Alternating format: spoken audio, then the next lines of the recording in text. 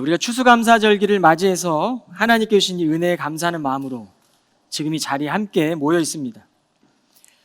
매주 우리는 이 교회력이라는 이 기독교 교회력이라는 성서 일과에 따른 본문으로 말씀을 나누고 있는데요. 오늘 본문의 말씀은 이 예수님께서 고난과 죽음을 향해 가는 길에서 벌어진 사건입니다. 우리는 이 본문에서 외적인 감사를 찾기보다는 믿음의 성도들에게 허락하시는 깊은 감사를 한번 찾아가 보시기를 바라겠습니다. 어려운 현실 속에서도 예수님은 자신이 걸어가야 할 길을 걸으셨고 하나님의 뜻을 이루셨습니다. 이것은 단순한 고난의 사건이 아니라 하나님의 자녀들을 위한 사랑의 길이었고 구원의 은혜를 허락하신 이 감사의 사건입니다. 그러나 우리의 삶에도 때때로 감사를 고백하기 어려운 순간들이 있을 겁니다. 막막한 광야의 순간을 만날 때가 있을 것이고 또 낙심과 고난의 길이라 느껴지는 그런 순간을 직면할 때도 있을 겁니다. 하지만 오히려 그곳은 성도들에게는 하나님을 더 깊이 만나는 장소가 됩니다. 오늘 본문에 보면 빌라도가 예수님께 세 가지 질문을 하고 있습니다. 내가 유대인의 왕이냐? 너는 도대체 무슨 일을 저질렀느냐? 그러면 내가 왕이란 말이냐라고 질문합니다. 이에 대해 예수님의 답변은 내 나라는 이 세상에 속하지가 않소. 그렇소. 당신의 말대로 나는 왕이요. 나는 진리를 증거하기 위해 태어났고 그 일을 하려고 이 세상에 왔소. 그러므로 누구든지 진리 편에 서 있는 사람들은 모두 다 내 말을 듣소. 여러분이 빌라도의 질문과 예수님의 답변에 대해서 빌라도는 이 예수님의 답변을 온전하게 이해하지 못했습니다. 오늘 본문과 이어지는 38절에 보면 빌라도는 그러면 도대체 진리가 무엇이냐라고 질문을 하고 있습니다. 빌라도 앞에 주님께서 계셨지만 보이지 않는 이 하나님의 나라를 온전하게 인식하지 못했습니다. 예수님의 첫 번째 답변을 보면 내 나라는 이 세상에 속하지 않는다라고 말씀하셨어요. NLT 성경은 나의 왕국은 세상의 왕국이 아니다라고 번역했습니다. 이는 나는 이 세상의 왕이 아니다라고 해석할 수가 있습니다. 즉 오늘 예수님의 말씀은 나는 이 세상의 왕은 아니지만 나는 당신의 말대로 왕이다라고 답변하신 것입니다. 빌라도는 예수님의 답변을 이해할 수가 없었습니다.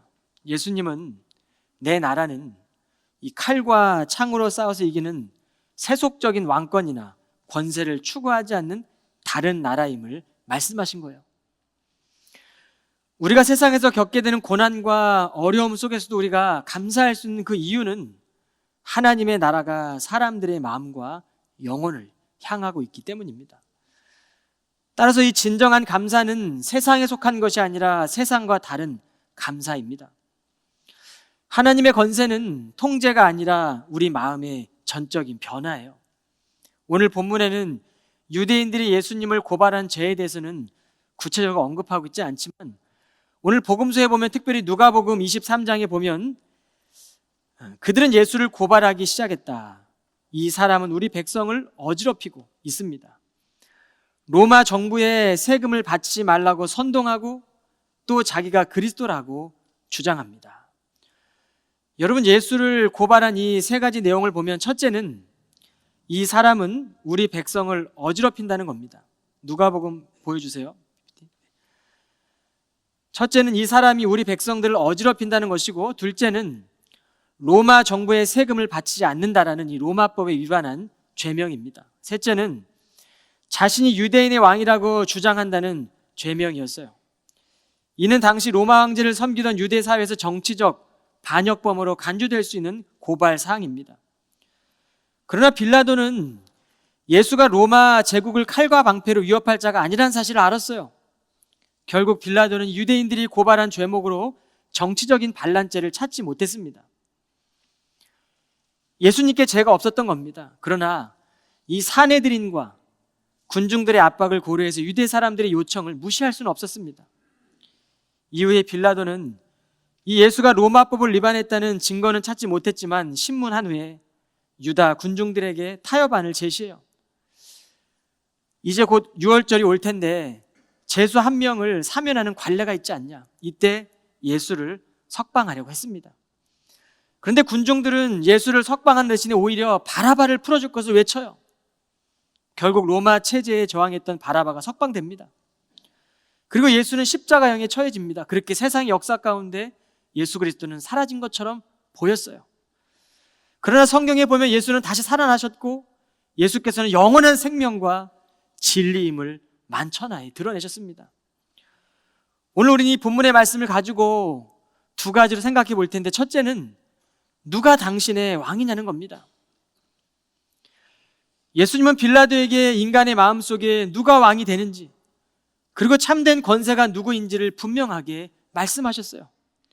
그러나 빌라도 총독은 권세와 총독의 자리와 유대인들의 민심에 얽매여 있었습니다. 결국 빌라도는 잘못된 판결을 내린 사람이 되었습니다. 2000년 기독교 역사 속에서 우리는 매 주일마다 본디오 빌라도에게 고난을 받으사 십자가에 못 박혀 죽으시고라는 신앙의 고백을 통해 이 빌라도의 선택과 그 결과를 깊이 되새겨 보게 됩니다. 예수님은 빌라도에게 의미심장한 답변을 하셨습니다. 내 나라는 이 세상에 속하여 있지 않소. 만약 그랬다면 내 종들이 싸워서 내가 유대인들에게 체포되지 않도록 능히 막았을 것이오. 예수님의 이 대답은 빌라도가 느낄 때 전혀 로마 제국에 위협되지 않는 그런 말이었습니다. 그런데 왜 종교 권력자들에게는 예수가 그토록 위협적인 존재였을까요? 예수님은 세상에 오셔서 자신을 종이라 부르며 가난한 사람들을 학대하는 자들을 비판했고, 명예를 탐하는 이들에게는 섬김과 겸손을 가르쳐 주셨기 때문입니다. 이와 같은 예수님의 가르침은 권력을 유지하려고 했던 지도자들에게는 큰 도전이 되었고, 결국 그들의 적대감을 불러일으켰던 것입니다. 여러분, 우리가 마음속에 주님을 왕으로 모신다면, 그리고 이 세상에 속하여 있지 않은 하나님의 나라를 갈망한다면 우리의 삶의 모든 영역에서 하나님의 나라의 질서와 통치가 드러납니다. 그 나라는 우리의 마음을 어지럽히는 것이 아니라 하늘의 평안과 절대 감사로 채워주시는 거예요. 우리가 그리스도와 함께 십자가에 못 박혔다라고 고백하는 것은 내가 그리스도와 하나가 되었다는 고백입니다. 그리고 내가 그 주님을 따라가겠다는 결단이에요. 오늘 우리는 추수감사주의를 맞이해서 이 청교도인들이 종교적인 탄압과 억압을 피해 신대륙으로 이주했던 여정을 돌아봅니다. 이는 복음이 증거되기 위한 하나님의 놀라운 섭리였습니다. 신실한 신앙을 지키기 위해 선택한 길은 그들에게는 생명을 걸어야 했던 길이고 좁은 길을 걸어야만 했던 길이었지만, 하나님은 그들을 새로운 땅으로 인도해 주셨어요. 하나님께서는 일찍이 청교도들을 통해 이 땅에 복음을 전파하셨고, 미국이라는 이 나라의 법과 정치에 기독교 정신의 기초를 세우셨습니다. 그들의 신앙과 정신은 여전히 오늘날 신앙의 세대들에게 계승되고 있습니다. 오늘날에도 많은 사람들이 각계 분야에서 다양한 직업을 가지고 이 그리스도의 복음을 붙들며 살아가고 있는 겁니다. 그 신앙을 따르며 살아가고 있습니다. 여러분, 더불어 우리는 이스라엘 백성들을 광야에서 인도하시고 보호하셨던 하나님을 기억해야 돼요. 광야에서 하나님은 만나와 메추라기를 내려주셨고 이스라엘 백성들의 필요를 채워주셨습니다. 오늘날 우리의 삶도 마찬가지입니다. 하나님의 은혜와 돌봄은 변함없이 계속되고 있습니다. 그러므로 불평은 어려운 상황에서 비롯되는 것이 아니라 하나님의 이 뜨거운 사랑, 지금도 우리를 돌보시는 건 하나님의 은혜를 잊는 데서 시작이 됩니다. 프랭크 시나트라라는 이 사람이 발표했던 마이웨이라는 이 노래를 아실 겁니다. 엘비스 프레슬리가 부르기도 했는데, 이 노래는 1969년 프랭크가 54세가 되었을 때 이 사업의 실패와 두 번의 이혼으로 개인적인 어려움을 겪었던 그의 인생의 전성기를 가져다 준 노래입니다. 이 곡은 마이웨이, 내가 주인 되어 나의 길을 가겠다는 인생관이 담겨져 있는 노래예요. 많은 사람들에게 사랑받은 노래입니다. 가사 전체를 다 우리가 살펴볼 수 없지만 일부분을 보면, 자, 이제 끝이 가까워졌어. 내 삶의 마지막 순간을 맞이하고 있지. 친구여, 분명히 말할게. 내가 확신하는 나의 이야기를 말이야. 모든 시련에 맞서 당당하게 섰어. 내 방식대로 사랑을 했고 웃고 울기도 했지. 실패도 실컷 해봤어. 그런데 그의 딸이 한 인터뷰를 보면 정작 자신의 아빠는 이 곡이 너무 이기적이고 자기중심적인 노래라고 해서 싫어했다는 겁니다. 인간은 살아가면서 어느 순간 내 뜻대로 살아가다가 삶에 대한 한계를 느끼게 될 때가 옵니다. 내 뜻이 아니라 이 하나님의 뜻 안에서 살아갈 때 우리는 참된 길을 찾을 수 있게 되는 것입니다. 성경은 우리가 각자의 길을 살아가며 겪은 모든 일들이 그 삶의 끝이 아니라는 것을 말씀합니다. 여러분, 개인적으로 우리의 죽음 이후에도 끝이 있다는 사실을 성경은 말씀하고 있습니다. 우리는 주님께서 주신 이 진리를 발견했고 우리는 감사하는 삶을 살아가야 돼요. 어떤 형편에도 만족할 수 있는 능력을 주시는 분이 바로 예수 그리스도이십니다. 하나님께서 허락하신 이 진리의 길은 우리의 방식이 아니라 하나님의 뜻에 순종하는 삶입니다. 그런데 우리가 살아가는 이 현대사회는 진리가 무엇인가에 대한 깊은 고민하기에는 너무나 바쁜 세상을 살아가고 있는 것 같습니다. 예수께서는 자신을 따르는 사람만이 진리를 알 수 있다라고 말씀하셨어요. 여러분, 진리가 누구입니까? 내가 곧 길이요 진리요 생명이니 나로 말미암지 않고는 아버지께로 올 자가 없느니라 라고 선언하셨어요. 여러분이 예수 그리스도의 은혜는 우리의 삶을 변화시켰고 하나님의 뜻을 이루도록 인도하고 계십니다. 하나님의 나라는 주님을 왕으로 믿고 따르는 삶을 통해 나타나는 거잖아요.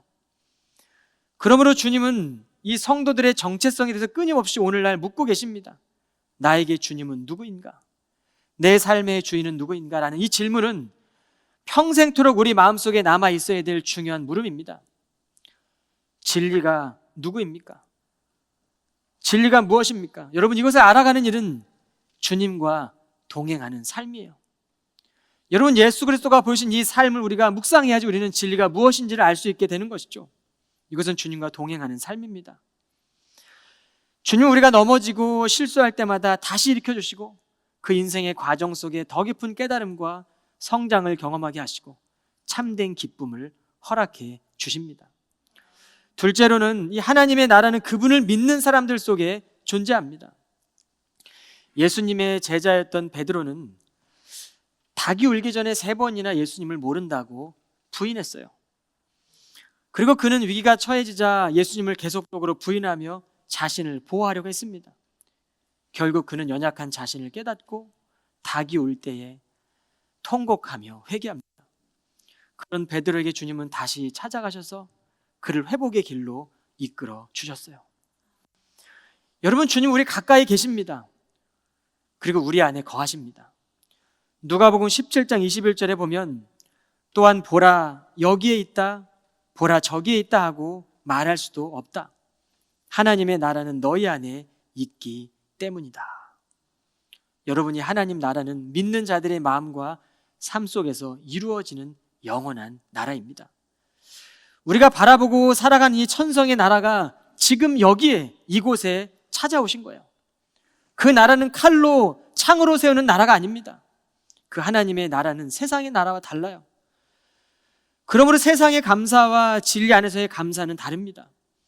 이스라엘의 백성들이 광야에서 만나 메추라기로 하나님의 돌보심을 경험했음에도 불구하고 대부분의 이스라엘의 백성들은 감사보다는 불평을 선택했고 원망을 선택했어요. 여러분, 이것이 우리의 모습 아닙니까? 우리도 세상의 조건으로 감사의 이유를 찾을 때가 참 많습니다. 어느 날 장미꽃이 천지 만물을 창조하신 하나님께 불평하고 원망합니다. 신이시여, 왜 가시를 제게 주셔서 이렇게 힘들게 하십니까? 라고 물어요. 불평하는 거죠. 원망하는 겁니다. 그때 하나님께서 대답하셨습니다. 나는 너에게 가시를 준 적이 없다. 오히려 가시나무였던 너에게 장미를 주었다. 하나님 우리에게 고통을 주시기 위함이 아니라 우리를 이 하나님의 뜻 안에서 온전하게 하시려는 하나님의 계획입니다. 바울은 그리스도 예수 안에서 항상 기뻐하라, 쉬지 말고 기도하라, 범사에 감사하라, 이는 하나님의 뜻이다라고 말씀했어요. 여러분, 우리가 어떻게 항상 기뻐할 수 있습니까? 쉬지 않고 기도할 수 있겠습니까? 매사에 어떻게 감사할 수 있겠습니까? 우리가 항상 기뻐하려면 세상의 사람들과 같은 기쁨을 추구할 수 없잖아요. 우리가 항상 감사하려면 세상이 추구하는 감사를 우리는 추구할 수 없어요.